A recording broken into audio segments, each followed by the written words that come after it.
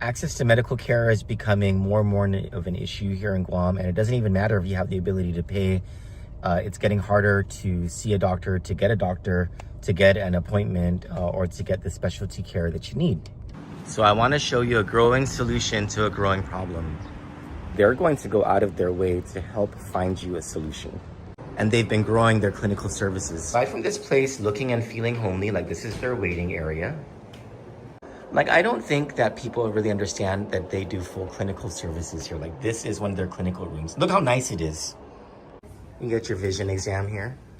So do you need to see an OBGYN, get family medicine done, internal medicine done? This is all stuff that's done here at the Total Guam Foundation.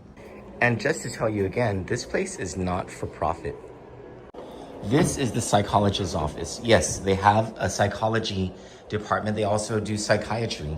It's an entire mental health department that they have here on top of all the other clinical services that they provide. If you need medical care, if you're having problems getting a doctor, getting an appointment, call the Todu Guam Foundation at 649-TODU or 649-8638. You can visit them on the first floor. I made a decision last month that Kandit would not be providing election coverage in the CNMI this year. And I thought,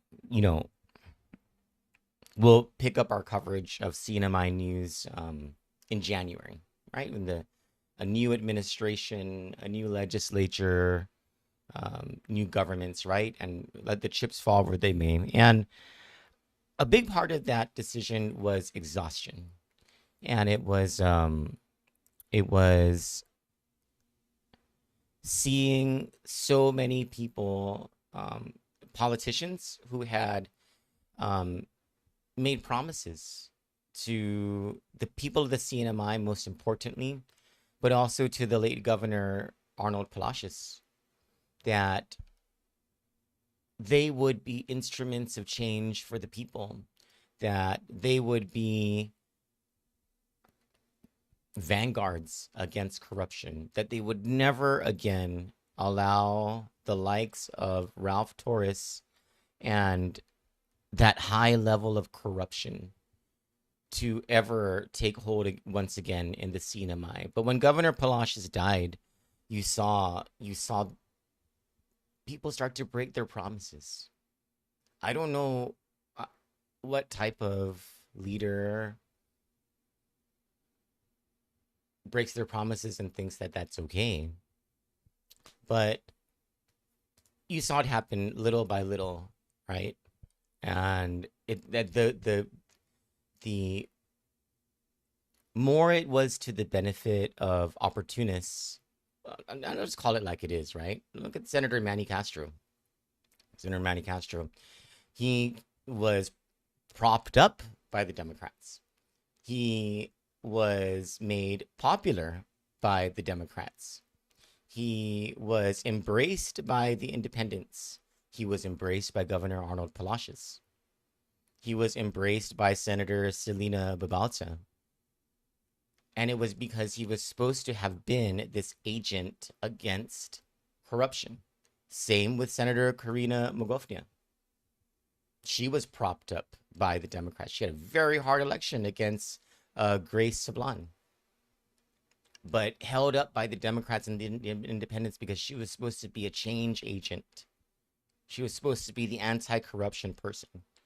And it's not just them. We find out several members of the House, the Senate, even though they were elected on a platform of change to be against corruption, we find out that they are engaged in the same type of transactionalism, that even though it's not as much of corruption as Ralph Torres and his gang, it's the seed that's planted. All the what do you call those? The allowances that they were getting, they have no way of accounting for it. They're asked about it. They're not providing receipts.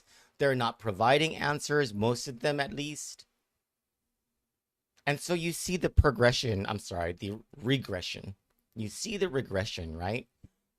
Governor Palacios passes away, and then it all starts to just fall apart. But that's not where last month I decided, we'll just wait this one out. I made that decision after seeing so many of these, after seeing the sort of dam break and the floodgates of betrayals, not to the politicians, but betrayals to the public trust happen when, you know, following the devastation of the typhoon, two things happen. One, you didn't see elected officials and uh, cabinet members and candidates for governor and lieutenant governor going out there into the community.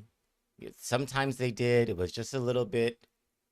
You didn't see, these. They want to be governor, right? And my job is not to. Candace's job is not to support, the opposition to Ralph Torres. The opposition to Ralph Torres, that's their job to be able to convince the people that they care about the people. And make no mistake about it, helping people after a typhoon is absolutely a job of the governor, absolutely a job of the cabinet, absolutely the job of people who want to be governor.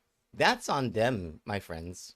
But the other side of it was Ralph Torres was out there giving out sandwiches, giving out bottles of water that were donated by other people that came from Guam, as a matter of fact, taking credit for things like that. And it was very effective. And you started to see people, talking about how, oh, this is a governor of the people, right? And that's when I made the decision. I was like, you know what? If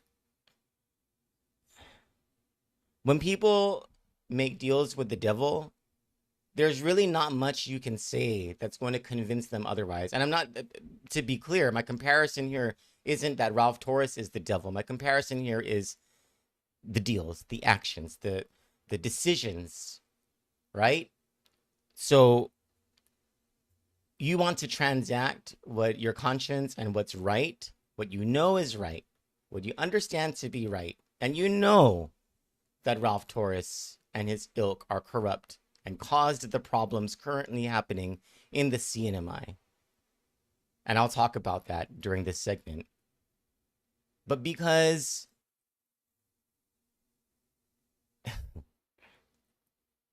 of something else, you're willing to trade that in to transact that. Okay, there's not much that can be said about that, right? You're going to transact. I suppose, that's your right as an individual, your right as a voter. But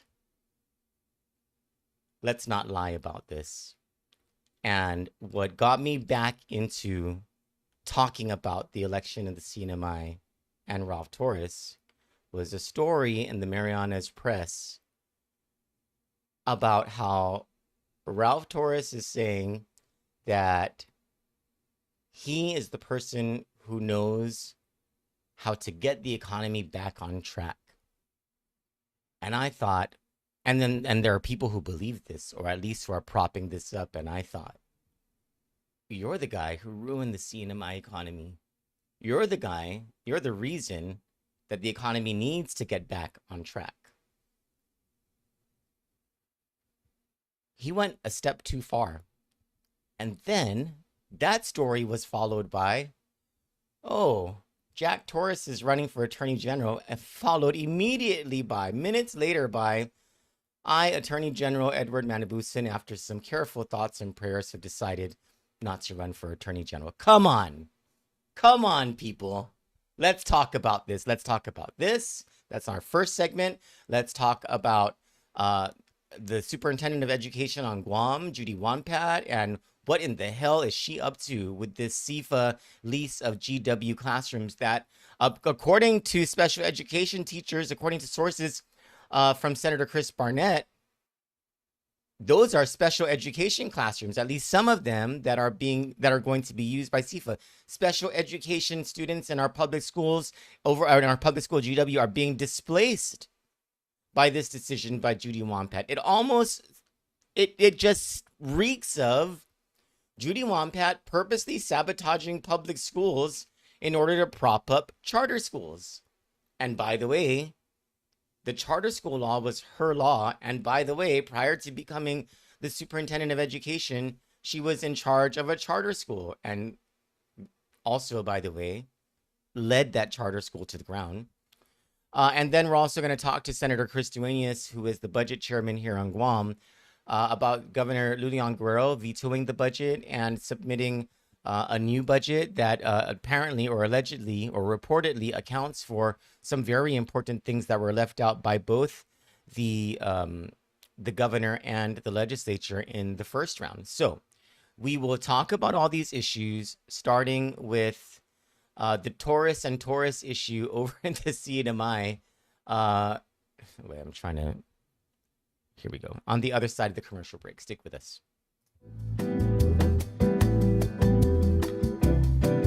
Good Morning Show with Troy Torres is brought to you by 76 Circle K Guam.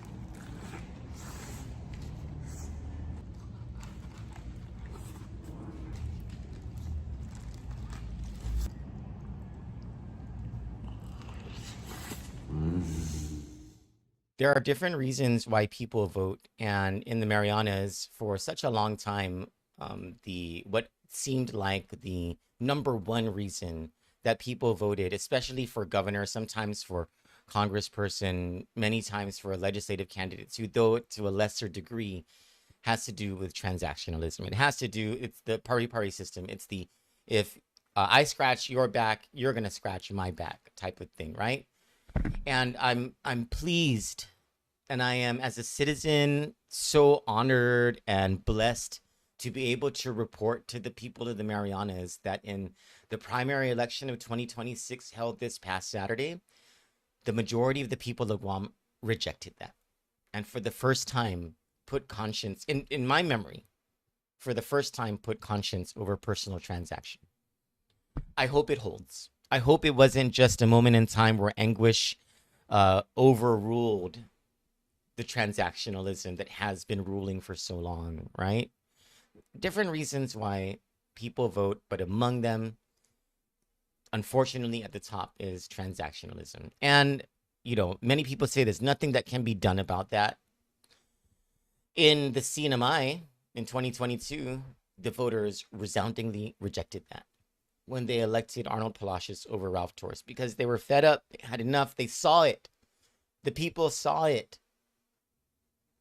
And but at the time, the people saw it without their pocketbooks being all that impacted. The people just saw, this is wrong, and this is wrong. And even though those wrong things had not hit their pocketbooks yet, they hadn't taken hold yet, they still voted out the wrong. I'm not sure. This is one of the things that I criticize Governor Palacios about. I'm not sure that Governor Palacios did enough to explain, to communicate properly to the public the effects of the lasting effects of the Torres regime, especially what Ralph Torres did in his final year in office. But I mean, it was every year in office, right? And the audits show it. But in what he did in his final year in office to seal the deal against economic progress in the CNMI. Everything that has happened, every bad economic swing that has happened over the last 4 years has been the result of a compounding of Governor Ralph Torres and what he did in his final year in office, and also in the years prior to that, but most especially in his final year in office. And the audits show this, together with some mistakes that have been made a lot of mistakes that have been made under the current Apatang administration and some missed opportunities under the Palacios administration that also stems from the betrayals that Governor Palacios encountered from members of the legislature during his time as the governor. All of these things that added up and led to his heart stopping on July 23, 2025. The man literally died working for the Commonwealth. And so, this is this is not like any sort of rocket science to figure out. And then the reasonable, objective citizen of the CNMI and all of us who've been watching from Guam know that this is what happened. We know, like, the power situation. Everybody, I'm sure, knows that there wouldn't be power outages right now. Like, the power would have been restored. The lines would have been fixed up. The generation system would be brand new by right now. Before right now. If during the Torres administration, as he was supposed to, he used ARPA funds to replace the generators in Saipan and in Rota, and then used more of that money to finance the installation of reliable transmission and distribution lines and transformers and replacements of poles. But he didn't. And where did that money go?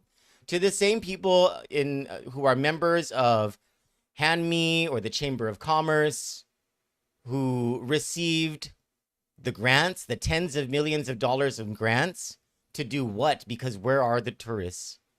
And when Ralph Torres says that he is the guy under whom the economy did well, the economy did well because of the hundreds of millions of dollars of ARPA funds. And prior to that, because of the casino. But then the casino had to stop because, as everybody who had a brain was telling everybody who was just too enamored by the money and the greed of it all and the transactionalism, that casino was going to go belly up because there was something wrong. You could not rely on it.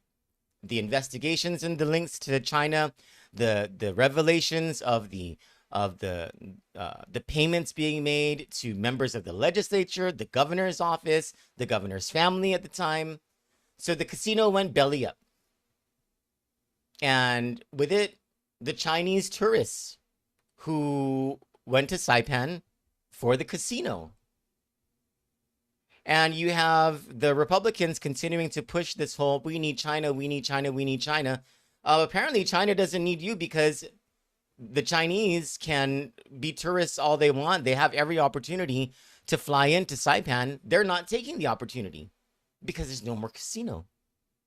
And if Ralph Torres's claim to fame about being the economy governor was the casino, the one that went belly up, how does he expect anyone to believe that he is going to be able to fix the economy? But that's precisely, let me read this story to you that's in the Marianas Press in case you missed it.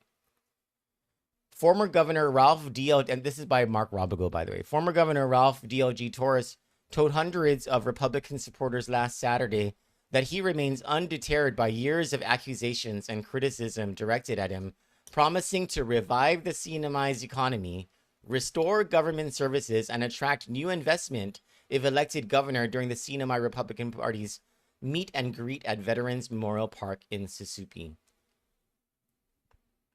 Nowhere in this story do they challenge that lead. Nowhere in the story do they talk about what those criticisms are, what those allegations were, and they are significant.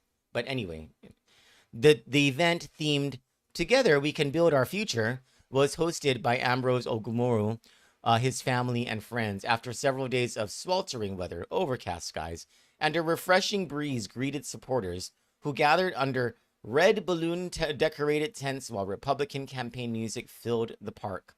The rally began with a 30-minute blah, blah, blah, blah, blah. Torres acknowledged the criticism he has faced throughout his political career, but told supporters it has not discouraged him from seeking another term. Quote, "For everything that I've been accused, they've tried everything, said everything, thrown everything at me, But my people here in the cinema and everybody that's watching, I'm still here. I'm still here because I know what it takes. I know what it takes to make your life better. You know what it takes to make your life better. You know what it took, and you took it for yourself to enrich yourself personally, to break the law according to allegations that are made in actual criminal charges filed in court, that because of the corruption, the endemic corruption that has persisted, especially after Governor Palacios died, you were allowed to walk free. I mean, this so this on its own might not have um might not have gotten me to say anything about all of this, right? I was really committed. I was like, never mind. Let's just wait till Jan. If he wins, I guess we have lots to report on come January, right? We'll have lots of material. Whatever, right? If he loses, I guess that says something good about the voters of the CNMI, and we can feel great about our populations in both Guam and the CNMI having matured past this whole transactionalism thing, right? But then came the news that his brother, Jack Torres, was running for attorney general. And I thought, jeez. I mean, does it get more blatant than this? You're gonna be you're gonna be the governor. You're gonna do all that stuff that you did, and now you're gonna do it even more because your brother is gonna be the one guy who decides whether or not you've committed any crimes and you should be prosecuted. I mean, it really is. It's just you cannot. This should be like part of a Tom Clancy book or something like that, right? But what brought me into this was what Attorney General Edward Manabusin did. Minutes after Jack Torres files, news erupts that the Attorney General, the popular Attorney General, Edward Manabusin, he says, I thought about it and I prayed about it. I'm not going to run. I mean, come on. Do you believe that that's some sort of coincidence? Do you believe that the timing there is some sort of coincidence? I was supposed to have this show last night, and in it, and as of last night, there was this fear that by August 5, tomorrow, which is the deadline to file, there would be no opponent to Jack Torres, that this was really going to look like Jack Torres was going to be the next Attorney General of the CNMI. But I wasn't able to have my show last night because I was having internet issues. As of this morning, I was shown, I don't know if this is true yet at least, but I was shown some information that that attorney Mike Evangelista is throwing his hat into the ring to run for AG, and that even attorney Robbie Glass might be throwing his hat into the ring to run for AG. So this is not as big of a concern anymore, except of course for you never know what would happen in politics, right? You never know what would happen with, I mean, there are so many people who I've seen, like in my chats with my friends in the scene of mine talking about how, did you see that this person is now supporting Ralph? Did you see that this person, after all these years of talking about how corruption is bad, all of a sudden is in bed with the Republicans? I mean, it's you never know what's going to happen, right? And I suppose if, we're here to do our citizen duty here at Kandit through the election, that I guess, considering the stakes and considering how blatant this all is, we have a responsibility, even though it's going to, this is going to take away from our coverage here on Guam, because we're just not, it's just me doing the reporting. And so it's not, and I'm not going to be able to get it all right. But at the risk of spreading myself too thin and spreading Kandit too thin, I think we've got a duty to report again about what's going on, especially through the election season over in the CNMI. And so you have our commitment to that. Sorry that we haven't been vocal the past couple of months, but it's been exhausting. It has been demoralizing seeing on social media what has been happening and how Ralph Torres has been propelled up, not just by his own effort, which is a gaslighting type of effort, right? But whatever, you know, but also by the inaction of his opponents. Like the things that I'm saying, his opponents are supposed to be saying. I don't know where they are, and I don't know why they're so quiet, which should concern us. I think they got to take a page out of Governor Arnold Palacios's book, take a page out of Tina Sablon's book, find their balls and say something because the people of the CNMI are counting on them. On the other side of the commercial break, we will have Senator Chris Duenas from Guam to talk to us about the budget. Stick with us.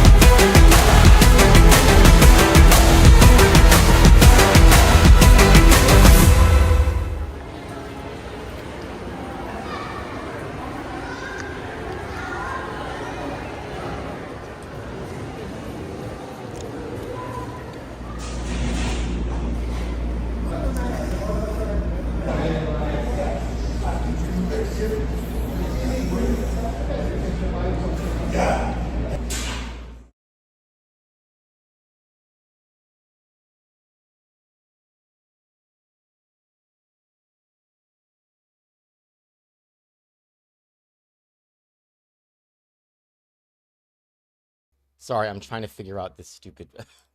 My mouse got stuck. Joining us by phone is Senator Chris Duenas from Guam, chairman of the Budget Committee, to talk to us about the latest with the budget. Good morning, Senator. Hi, good morning, Troy, and thank you once again for the opportunity. I know where I was on with you yesterday, but of course, there's been a development with the governor's veto of the legislature's budget, and of course, a submission of an alternate proposal. And if I could just go over that a little bit, if that's okay. Yes. But first, before you go over it, let's go to the 10,000 foot level of this. Is it something you can work with? Yeah, Troy. You know, if you look at it, I'll start with that from the top. If you look at it, it's essentially a 1.5% difference in general fund revenues in increase, and where the governor gets that from is by increasing the corporate tax. In the provision for corporate, of course, the tax structure is the same because we mirror the tax code of the U.S., but she just raises the revenue there. What does that mean? Raising the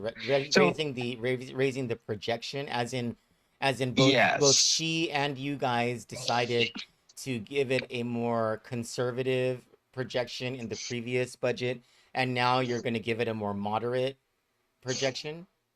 Yes, we were quite conservative from the legislature's perspective. And Troy, what we use is we use the tracking. And so we follow all year long in the fiscal year, the CRER, reports on a monthly basis on how the economy, it's a snapshot of how economic activity is going and revenues versus adopted revenues, right? And are you telling us that the tracking is showing that there would be a surplus by the end of FY27? Yes, right now it's unaudited, but right now we are surplusing the general fund the revenues overall by $88 million. And keep in mind, and I've been mentioning this to several others that, in the media outlets as well, is that when we did the 0.5 BPT reduction in last year, we adopted the full budget of the governor. We didn't cut the budget. And so that means that this fiscal year, with the full budget that the governor asked for, we agreed on revenues, and now we are still tracking an $88 million surplus on top of the governor's full budget. So that's why this year we didn't want to go all the way that the governor went because the governor wanted $92 million more in this fiscal year. And we said, well, we're going to do the other 0.5. So let's be a little bit conservative just to make sure we don't overpromise. And so what we did was we took the governor's request and we cut it just about in half. So we did a $43 million increase instead of a $92 million increase. And so what the governor's asked for now is, okay, let's do an $18 million increase on top of what I asked. And she's just saying, she's being optimistic. So there's still a cushion then. There's still a cushion, I believe. And the thing is that I think that, if you look at her release, she put it in bold twice that the BPT remains at 4%. So I think the governor is agreeing with us now that the BPT reduction is fueling economic recovery. So this is what we believe, Troy. Well, we believe that when the I don't think that that's what she's saying, Senator. I think she's trying to compromise with you guys because she doesn't want a defeat. Well, the thing is that I know that the governor has good advisors, not necessarily from inside the cabinet, but from outside. And I know that she's also a businesswoman, and I know that probably she won't say that outright, but she knows what she sees. And the reality is that other than federal spend, there's no real reason why we would continue to track this recovery of her full budget from 2026 plus 88 million tracking. That means something's happening. And also it is corporate and withholding, Troy. This is very important. Withholding is way overperforming. BPT is actually overperforming by 13 million. Now, we believe, of course, and this is a tough one, Troy, and we all got to work on it, but we believe that that's also fueled by higher prices. And so at some point, we've got to do something, and we've got to make sure yes. Yeah, let's not celebrate that, Senator. Let's talk about what this BPT reduction will do immediately. And the gas companies announced this last year at the 0.5.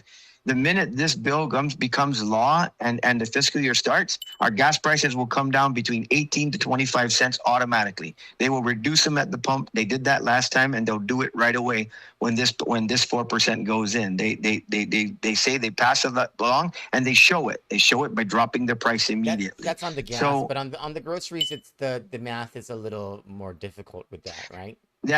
That's correct. And, there's a lot of factors in that, inflation, other things, gas prices globally there's a lot of reasons for that.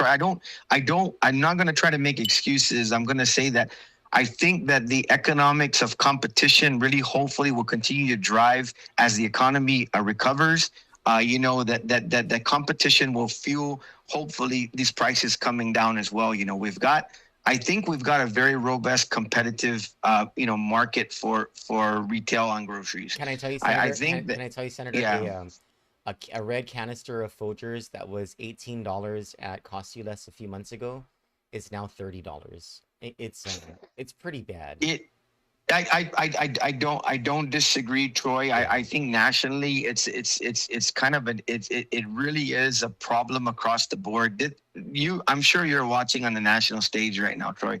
That is a huge issue. That is the issue of the election over there too. So we're not sitting here, in a bubble dealing with that. And unfortunately, I think a lot of that has to do predominantly with this war in Iran. And, we can be on either side of that issue, politically and whatever else. But the fact is that's driving a lot of this. It's driving a lot of the airline, difficulties in terms of ticket prices. The entire economy really is really now, I believe this inflation situation is really fueled by fuel. And that's where we are now. But hoping for better days, we still also, Troy, we cannot, and this is me speaking, we cannot tax our way into recovery. We have to balance the ability of all sectors to be able to survive and then eventually thrive.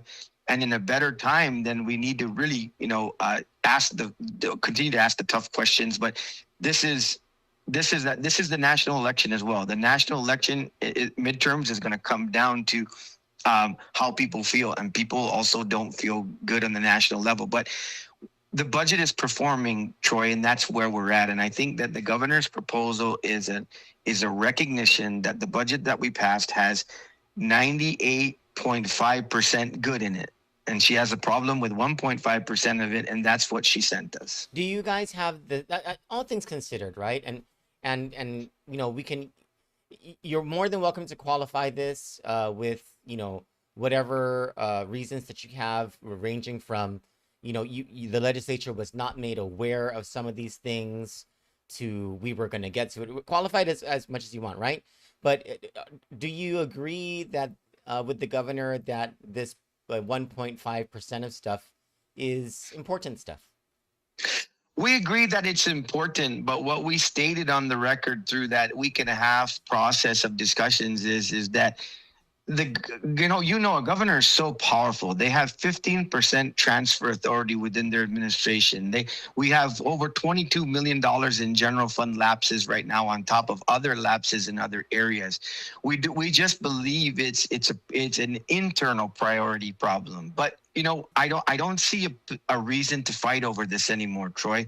The reality is these are modest increases in areas of agencies that, with the exception of public health, which I heard there's been a lot of hiring over there to not have lapses this year. The reality is all those other agencies have lapses that easily cover what their ask is. But you know what? Why really quibble over that anymore? I mean, do we support those activities? Absolutely. Okay. For the most vulnerable, no question about it.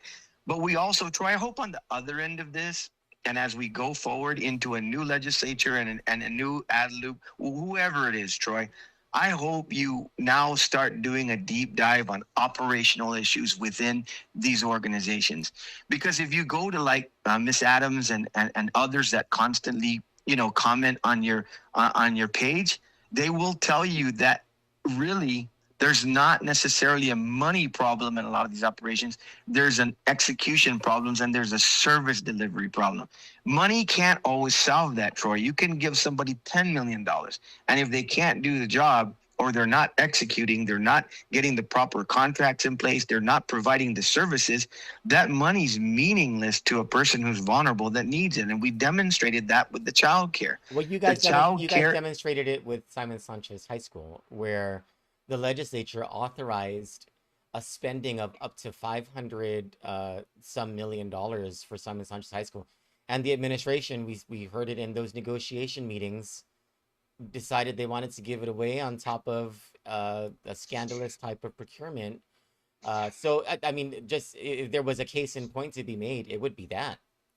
Right. Well, and also what the governor's saying is she realizes that Simon Sanchez, which she said wasn't funded when she first had a problem with our budget, is funded. Yeah. The first 16.3 is there, and it's and absent any award, the legislature would be foolish to move on with another 16.3 because we'd have to know the details of that award.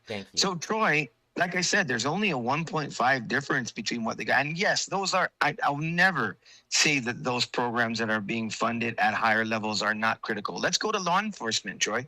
The reason why the legislature continually asks the law enforcement agencies, when are you going to start your cycles? And most of them will tell us by the time the fiscal year closes, it's going to take them until March before they start new cycles.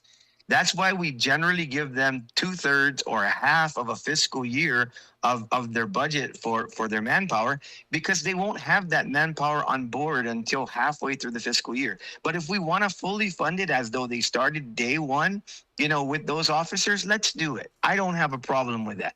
What it's going to mean is if the new legislature and the new governor with Department of Administration is more effective and DOA processes faster, and we get applicants for the police department that can pass the test and become recruits, fire and customs, and likewise, customs is lapsing $5 million. If we get a system that changes, the funding is there. And we can go full year if we need to. The reason why we don't is it gives a lot of appropriation authority to a governor, any governor, even the next governor, Troy. You got to be careful with appropriation authority, because that's where dangerous spending happens internally. Mm-hmm. I agree, Senator. When you say here's $2 billion and you don't scrutinize and you don't hold the line, that $2 billion can go anywhere. They can shift that, anywhere that they need to, and they can do things arbitrarily that are not priorities. This is the lesson of what does an appropriation mean. this is a lump sum budget, Troy, and I'm glad our listeners will probably start picking up on this. When we pass a budget, all of those categories are itemized. But the truth is, a governor, when they get these budgets, they get the whole budget and they have massive authority to move money internally. Senator, do you are you going to recommend to your colleagues that rather than overriding the governor's veto, that you work on the bill that she submitted?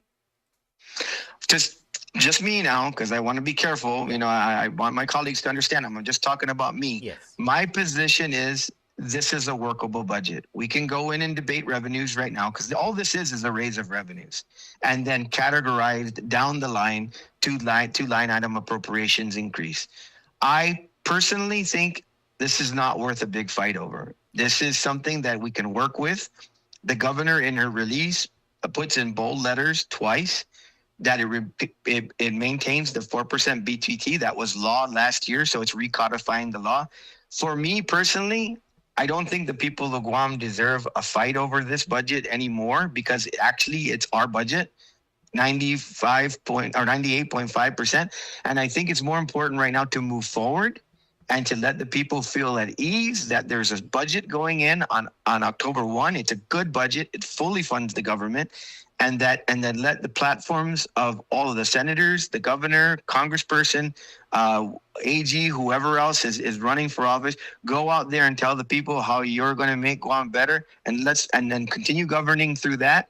But let's now present to the people that why they need to put new leadership in and what is going to be their desire. I don't think people need any more grinding down in the budget process when we already have a process that is very effective and we can pass it quickly and let people not have any worries about their future in the government and also the future of the business community having a little bit more relief. So just me as a citizen registering my my dissent, my partial dissent, I just would respectfully disagree that it is a 100% good budget, in that I still do not agree that we should be lowering the BPT to 4% for military buildup contractors, or that we should have that $10 million threshold on military buildup contractors.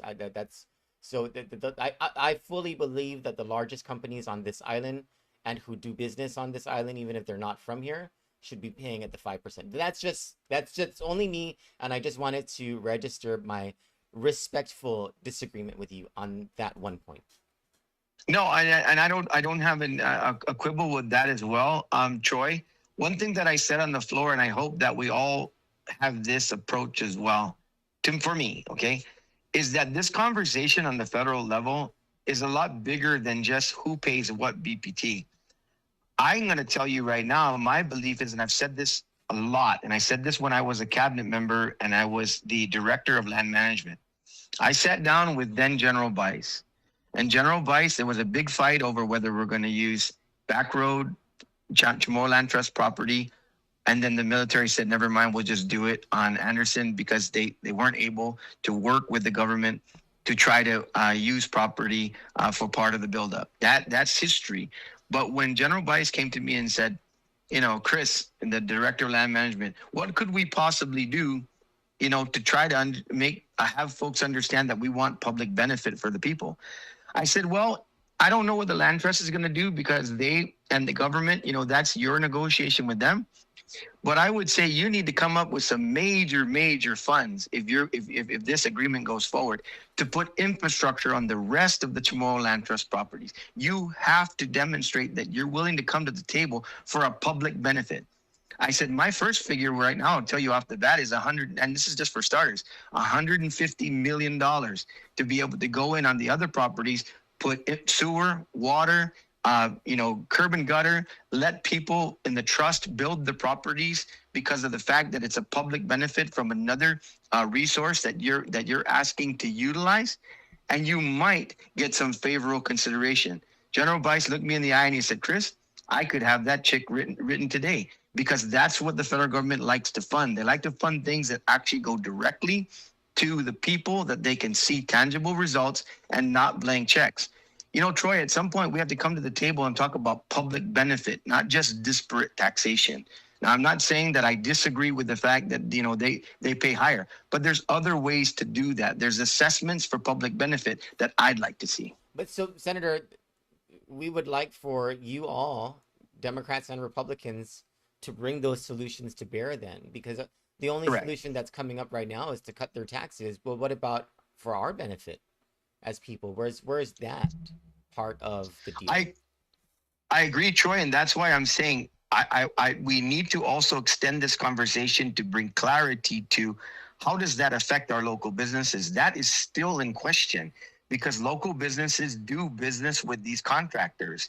And the thing is that if there's a disparate imposition to their taxation, it gets passed along. So let's have that conversation too. I don't have a problem with there having to be more public benefit coming from this buildup. I've been talking about it for a long time.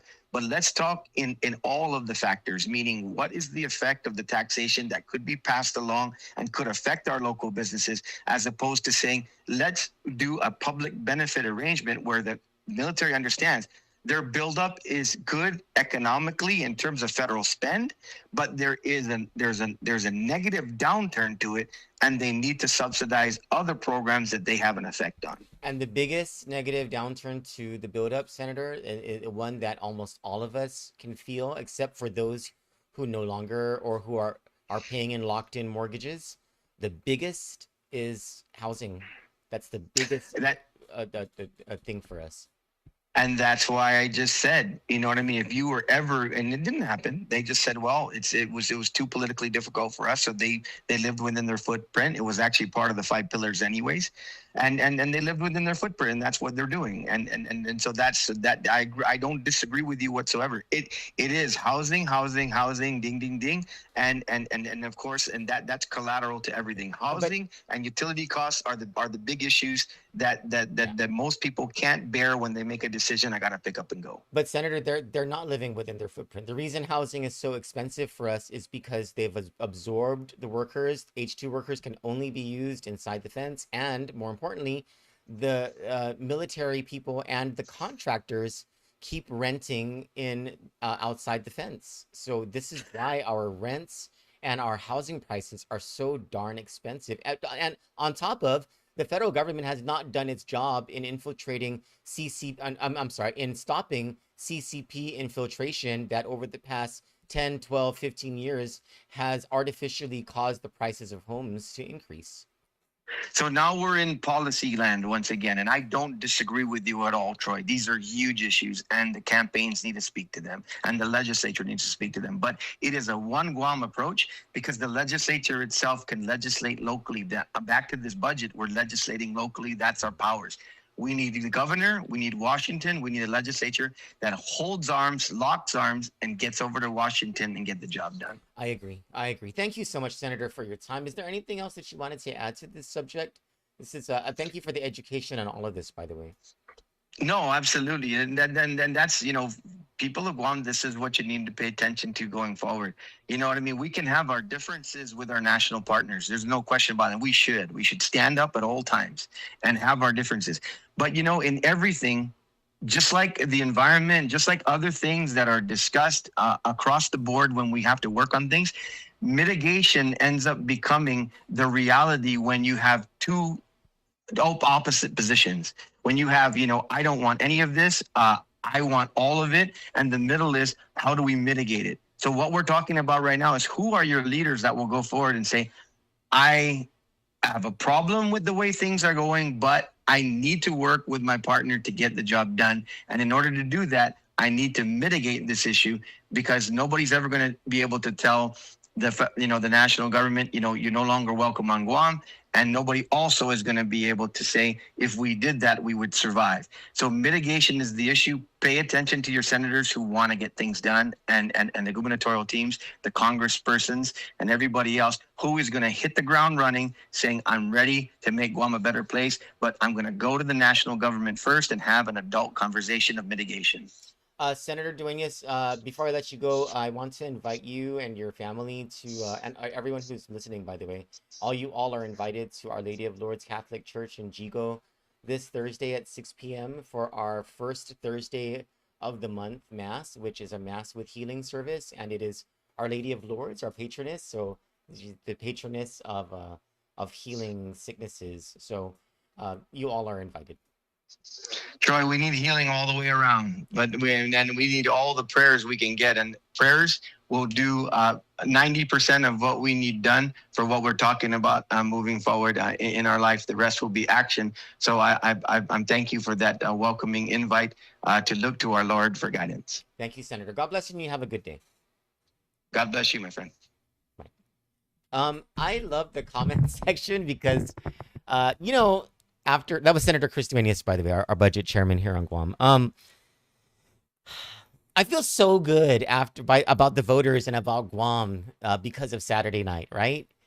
And so now when I see political discussion online, now it's like, okay, it's a level playing field. It's all fair. And I love this excitement. You have Auntie Bennett Duenas, you know, with her Viva Republican, Viva Ada Calvo. You have Sunny Conception, who's like, vote Democrat, Viva Terlahi Perez. You know, like, I love it. I love it. Please continue on and exclaim, you know, who you're supporting and why you're supporting them. Those comments, I'll tell you right now, are more than welcome on Kandit, because I know that it's coming from real people whose hearts are in the right place and who are excited about the future of Guam and excited about who they're supporting and believe that who they're supporting is best for the future of Guam. And I'm here for it, my friends. I whether you support Ada Calvo or Terlahi Perez, I am here for it, and I support you, and I want you to have that voice. And so loud and clear, and whoever you're supporting in the general election in Guam on November 3, make it known here on Kandit. You are more than welcome. I more than welcome all of that. When we come back from the other side of the commercial break, I want to have a conversation about what's going on over at GW High School, but more importantly, what is going on with the superintendent of public schools?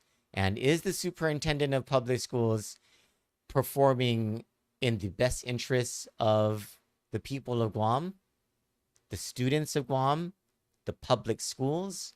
Let's talk about that. Stick with us.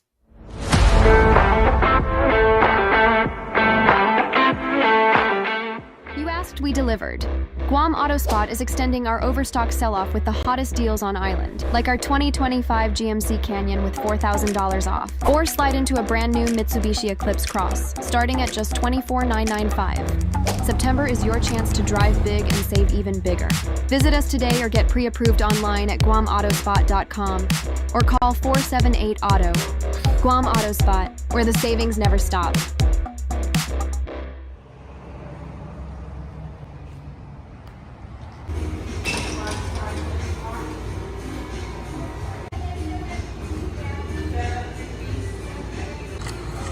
The stuff's hitting the spot.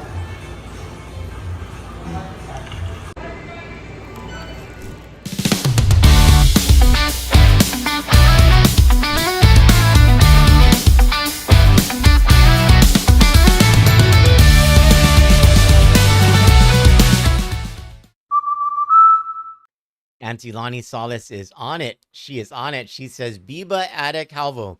And we have a vote Democrat from Sunny Conception. We have the vote Tony Ada and EJ Calvo for Republican governor, and EJ Calvo on November 3rd, says Bennett Duenas. Tim Kaut says it's all about free choice and not someone telling you who to vote for. Absolutely, but it's also about the freedom of speech and the freedom of political speech that I welcome. I welcome it. I'm all for it. For whoever it is that you're supporting, I am here for it. We are here for it. Please keep on with your comments. I love it. So yesterday I got last week it was just, there was no way we were able to pay attention to anything but election news, right? Our election coverage. But there had been something brewing, and that was a lease that Judy Wanpat, the superintendent of education, And the author of the charter schools law, that's an important point here to make, wants to enter into, in order to lease portions of George Washington High School to CIFA. I can't remember what CIFA stands for. It's like science. It's a charter school. Anyway, hold on. Let me bring up. Where is that? Oh, here we is.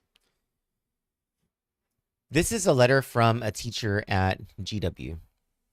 It's sent to Senator Vince Borja, the chairman of the Education Committee at the legislature. Hafide Senator Vince Borja, thank you for taking the time to read this letter. Your position of authority is crucial in ensuring that the decisions made by our government are thoughtful and beneficial to all parties directly and indirectly affected by the issues brought before you. The purpose of this letter is to express my concern regarding the potential relocation of CIFA to George Washington High School campus. I teach in the special education department at George Washington High School, and I respectfully oppose combining the two schools for the following reasons. A, scheduling challenges. GWHS currently operates on two schedules, one for the 9th grade academy and another for students in grades 10 to 12. Accommodating CIFA while minimizing disruptions between the two schools would likely require significant schedule adjustments. This could result in breaks and lunch periods being moved to undesirable times, creating unnecessary challenges and negatively affecting students' learning experience. What I want to ask here, just to stop for a second, is where is the union? And why, if there are going to be scheduling issues, that is an absolute union issue, that the union needs to be sticking up for the faculty over at GW about this issue. Okay, number 2, or B, different student populations and school environments. According to GDOE faculty member teacher Gregory Tidegui, different grade levels, according to Mr. Tidegui, have different needs and challenges. Parents send their children to school with reasonable expectations regarding the learning environment and the types of situations their children may encounter. Housing CIFA students on a high school campus would expose them to disciplinary issues and other concerns that are more common in a high school setting. Many parents may not want their children placed in that type of environment. What he's talking about is CIFA middle schoolers being on the same campus at the same time with GW high school students. And C, employee support and school climate. A change of this magnitude would significantly alter the school's environment and disrupt the daily operations of staff. Employees may experience a decline in morale if they continue to feel unheard and unsupported during major decisions that directly affect their workplace. Our schools already face challenges in recruiting and retaining qualified employees, and decisions such as this proposed move may make those challenges even greater. Let me stop here before reading the balance of this. Judy Wampat, since she became the superintendent of education, has been turning the Department of Education upside down, turning it on its head. What do I mean by that? It's 2026.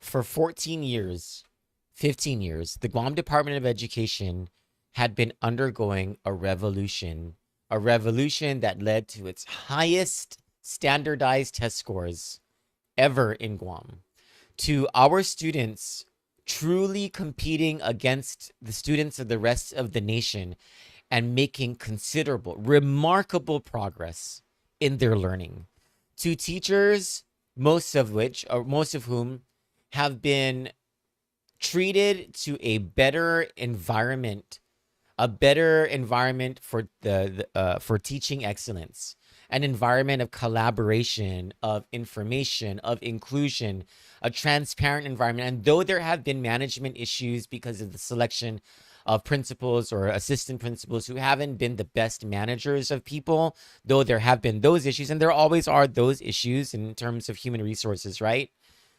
By and large, a revolution that began with John Fernandez and his partnership with Eddie Calvo and Eddie Calvo's education reform initiative that spanned 15 years has led to significant progress and promise over at GDOE.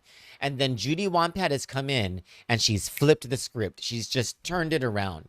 And where there once was collaboration, there now are barriers. Where there once was transparency, there now is absolute darkness and opacity. Where there once was this feeling that you could talk with your peers and with your superiors, and from your superiors to your subordinates about students, there now is fear of retaliation and retribution if you dare to challenge authority over at DOE. It is night and day between the pre-WANPAT period and the current WANPAT period. And those who have known GD WANPAT throughout her career are not surprised whatsoever by this. Continuing or finishing off Mr. Taidegui's letter, time is limited, so I will conclude my letter here. However, there are many additional reasons why I believe this would not be a beneficial move. I am confident that you will receive further input from other concerned stakeholders. All right. Other concerned stakeholders have brought issues to Senator Chris Barnett. Senator Chris Barnett, with his permission, I'm able to tell you this, has received messages and calls from special education teachers over at GW who assert that some of the classrooms that Judy Wampat is giving away to this charter school are special education classrooms, and that these classes of special education students are now going to be combined with other special education students in classrooms that CIFA won't be taking up, greatly diminishing progress that is being made with special education students at that school and making life harder for those teachers. Why in the hell is Judy Wampat giving away classrooms for our public school students, for special education students, to a charter school? The Board of Education needs to be all over this. This is one of the reasons the board exists. This is a policy issue, absolutely a policy issue. That there are special education students being displaced by a stupid and reckless decision by the superintendent of education. This should receive no quarter within the government of Guam, and so I'm very grateful to Senator Chris Barnett for expressing his concerns about this. There also is, there's the president of the PTA of GW High School also wrote to Senator Vince Borja. Subject: formal opposition to the co-location of CIFA Charter School at George Washington. Dear Senator Borja, I'm writing to express my strong opposition to the proposal to house CIFA Charter Middle School within the GW campus for the upcoming school year. As a deeply concerned citizen and president of the GWHS Parent Teacher Student Association, I believe this co-location plan poses significant risks to the academic environment, fiscal stability, major disruption to the opening of school year 26-27, and overall well-being of our high school students. By the way, in case you're wondering why the principal of GW is not speaking up, or the other leaders of GW are not speaking up, it's this simple. There's a gag order at GW. There's a gag order throughout GDOE. You cannot speak to the media, and you cannot speak up against anything that Judy Wampat puts out there. This is the tyranny that the Guam Department of Education is under, and it's disgusting. Continuing with George Anthony Borja, his letter. He's the president of the GWPTSA. Continuing with Mr. Borja's letter. First, public school infrastructure must prioritize the students it was built to serve. George Washington requires its full facility, classrooms, and shared resources to support its own academic, athletic, and extracurricular programs. Introducing a middle school population into a high school environment creates immediate logistical hurdles, overcrowding, and potential safety concerns regarding mixing vastly different age groups. Furthermore, CIFA Charter School's displaced status is reportedly due to a history of non-payment and a subsequent loss of venue for rental space in previous years. Public school resources and facilities should not serve as a safety net for private or charter entities that fail to meet their basic financial and operational obligations. You speak it. Speak truth to power, Mr. Borja. Absorbing a school with a request to occupy 20 classroom space places an unfair displacement of the teachers being moved to accommodate their operations, administrative hardship, financial burden on our public school system, and risk funds that should directly benefit George Washington High School students. Our public school students, and especially those in our attendance areas, deserve a fully funded, uncompromised learning environment and uncrowded learning spaces. I respectfully urge the Board of Education and senators of the Guam legislature to reject this co-location proposal and require SIFA Charter School to secure an independent, financially viable venue that does not compromise public school education. Thank you for your time, leadership, and dedication to protecting our public school students. You know what? If the legislature wants to help SIFA, and I've got no problem with the whole issue of helping SIFA through a probationary period, if they're having financial hardships, the government of Guam did this with, did a similar thing with Guahan Academy Charter School in the beginning when there was some financial issues that were going on over there. And it was, if we're going to be as a community policy, committed to charter schools, and we want SIFA to succeed, and I want SIFA to succeed too, right? Give it another option. You know what? What about using 20 rooms that are close to Judy Wampat's office in that nice palace that they have over in Teton, for SIFA, if education is such a priority? But also, what about Southern High School? There are wings at Southern High School that are completely unused. What about there? Is anyone using LBJ? I don't know that LBJ is in any use right now. Why not move SIFA over there? Why is Judy Wampat moving a charter school of middle school students into a high school and kicking out special education students from classrooms? Like, why is that the choice here? And it makes me wonder, on top of Judy Wampat's decision to close down JP Torres Success Academy, and when she tried to close down every single existing elementary school in the South, like, I cannot help but think the conspiracy theory in me that she's doing this on purpose. She is trying to shut down as many public schools as possible in order to promote charter schools. And then, of course, the question of why would she do something like that, right? But I guess we can get to that in another segment. So Vince Borja, he wrote a letter to, where is that? He wrote a letter to Judy Wampat. I have that somewhere. Stand by. I got it from his, yeah, anyway. Here's the letter. It's to Judy Wampat and to the chair of the board, Judy Guthertz. Dear Superintendent Wampat and Chairwoman Guthertz,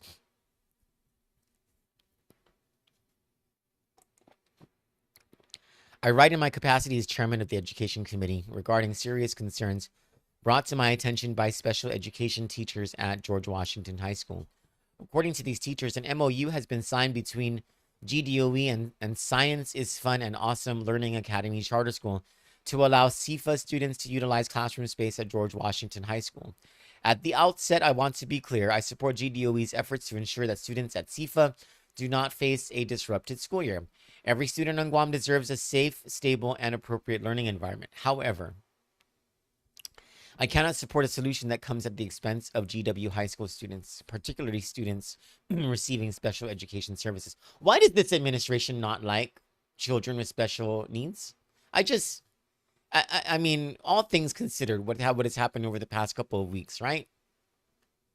The comments from high-level officials over at DISID and at Guam Disabilities Development Council, Developmental Disabilities Council, the lack of urgency and action from the administration from those rally remarks, and now their own girl, Judy Wampat, the superintendent of education. That's their person, right? Displacing children with special needs from their special education classrooms over at GW in favor of a charter school. Like, they may say they're all for people with disabilities and children with special needs, but their actions tell us something else. Anyway, continuing with Vince Borja's letter. The concerns raised by GW SPED teachers are serious. They believe the proposed arrangement may compromise services, classroom availability, instructional continuity, and the ability of GW to meet the needs of its own students with disabilities.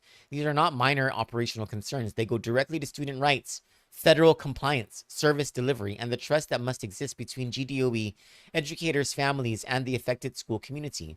I am requesting urgent clarification on the following. Number one, a copy of the signed MOU. Number two, identify when the MOU was signed, who approved it on behalf of GDOE, and whether the board reviewed, approved, or was otherwise briefed on the agreement. Number three, identify the specific classrooms, offices, shared spaces, restrooms, parking areas, entrances, and support facilities at GW that CFA students, staff, or personnel are expected to use. Number four, and can I just tell you something? Like, we keep talking about Judy Wampat, but we need to be talking too about her deputy superintendents who are part and parcel to these decisions and who are executing this for Judy Wampat. Is Jackie Kidagwa part of this? Is Dr. Julie Heath, Ujoa Heath a part of this? Is who's that new superintendent of curriculum that wants to replace the instructional testing materials with something subpar? I can't remember her name. Is she a part of this? I think all of these people need to be called out about this, and asked questions about this. Please explain, number four, please explain whether any special education classrooms, resource rooms, testing spaces, therapy areas, etc. would be affected. Please provide GDOE's analysis of how this arrangement will affect GW students with IEPs or Section 504 plans, including staffing, service minutes, classroom access, transportation, student safety, confidentiality, and compliance with all applicable federal and local requirements. Number six, please explain what consultation occurred with GW administrators, SPED teachers, general education teachers, support staff, parents, teachers, students, and other affected stakeholders. I'll tell you, none. Number seven, please state whether affected GW SPED teachers were notified before the agreement was finalized. Number eight, please identify what alternatives were considered before selecting GW as the receiving campus and why those alternatives were rejected. Number nine, please provide the operational plan for how GDOE intends to separate or coordinate the daily movement, supervision, scheduling, discipline, health services, emergency response, and security needs of both GW and CFA students. I'd like to know, are the government, the publicly paid school aides, of whom there are not enough over at GW as it is, are they going to be expected to do the job for the charter school as well? I'd like to know that as well. Number 10, please clarify whether this arrangement has been reviewed by GDOE legal counsel, the AG's office, or any other reviewing authority, particularly in light of reported legal questions surrounding the proposed lease or facility use arrangement. As education chair, I am deeply concerned by any process that appears to move forward before affected educators, families, and school communities are meaningfully consulted. GDOE has an obligation to solve problems without creating new ones for another campus. I'll tell you what's going to happen. GDOE and management is not going to tell the truth, or is going to gaslight, or is going to create a vague narrative about this whole thing in order to excuse themselves. Then they're going to start to attack Senator Borja and Senator Barnett and say that they're micromanaging, even though what they're doing is holding them accountable for us, because it is an atrocious new GDOE administration that has done nothing but bring down the Department of Education and attempt to reverse 15 years of progress that has been made on our behalf as the people of Guam, who have been looking so forward to the fruits of the labors of the GDOE teachers and administration over the last 15 years to result in a more highly educated society that makes better decisions, that has less crime, that has less mental health issues. I don't know why the board chose this superintendent. I don't know that the board was thinking clearly when they chose Judy Wampat. But the board needs to do something about her. Honestly, all the progress made in the last 15 years is going to be erased if the Board of Education does not do something about Judy Wampat. She is the wrong person to be leading the Guam Department of Education. Absolutely wrong. And so is her management team. For Kandit News, I'm Troy Torres. Good morning and God bless you all.